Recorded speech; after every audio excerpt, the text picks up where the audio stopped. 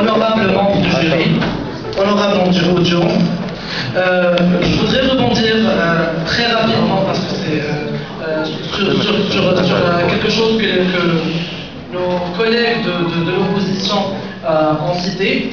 Si on est pour la liberté individuelle, on doit l'être dans son sens universel. La liberté individuelle garantit la liberté du corps, garantit aussi le choix. Et l'avortement, normalement, devrait, selon vous, être fait par choix, parce que la femme est libre de disposer de son corps. Donc, ce que je vois ici, c'est une sorte de cheval de Troie. On essaie on essaie un peu de calmer le jeu, et je vous demande d'être plus franc.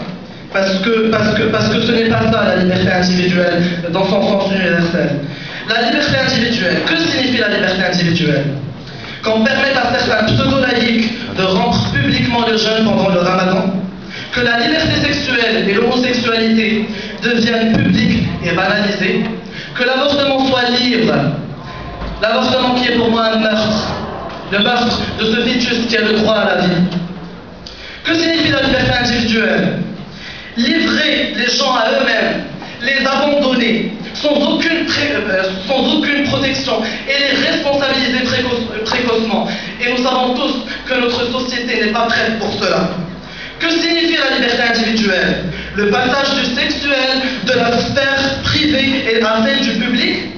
Ce qui se vendait hier sous manteau aura désormais droit de citer? Les libertés individuelles conduiront en plus chacun à n'obéir en apparence qu'à son propre capital, qu'à son propre caprice, pardon, et en fait aux normes fixant les exigences de sa propre survie. Ce qui nous pousse à tirer la sonnette d'alarme dans les rangs de l'opposition, c'est que l'homme devient de plus en plus égoïste.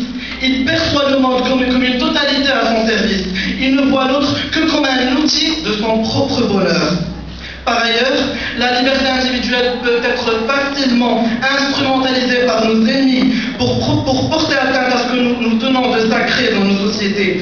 Les sacrilèges, la profanation, le blasphème ne seront plus punis au nom de cette liberté sauvage, sans limite.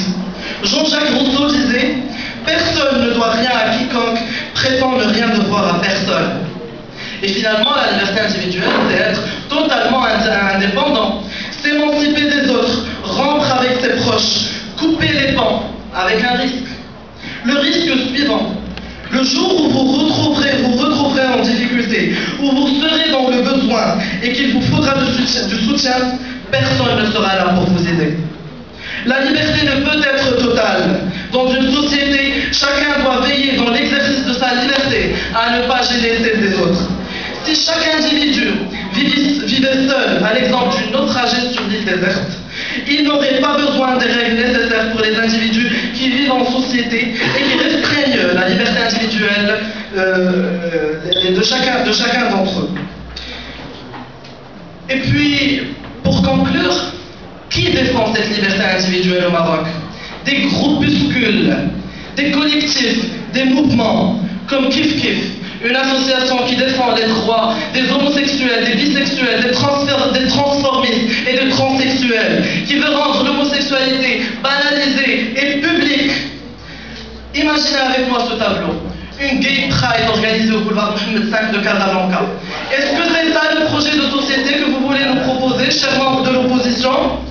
Qui d'autre défend cette liberté individuelle? Le mouvement Mali, le mouvement alternatif des libertés individuelles. Le mouvement alternatif des libertés individuelles. Oui. Chers membres de l'opposition, en fait, on s'appelle le gouvernement et non l'opposition.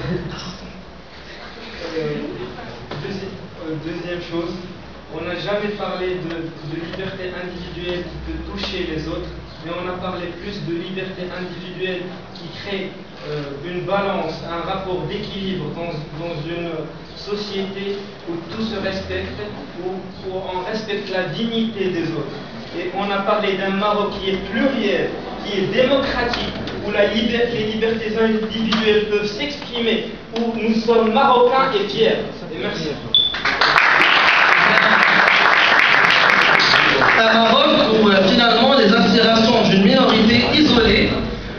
impose à la majorité un autre mode de vie.